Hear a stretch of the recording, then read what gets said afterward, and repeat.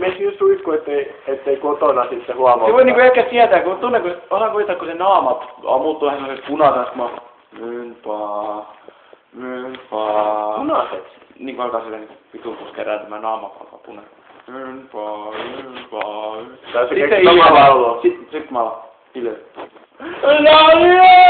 Niinpä. Jos sä keksit oman myyntipalvelun, niin pelaajia on paljon.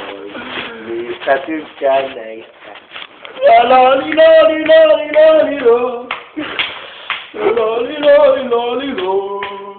Tommosia siellä oli Saksassa kuinka paljon. Mikä se oli se? Mikä se oli, kun Juhani keksi sen lempinimi siellä? Kenellä? Sieltä metrosta ylhäällä.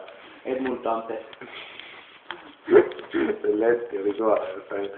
Se oli ihan suoraan keskiajalta. Jätkäsit, kun se oli niin saatanan käynnissä. Mä kuulin koko ajan sen ympäri, se musiikki.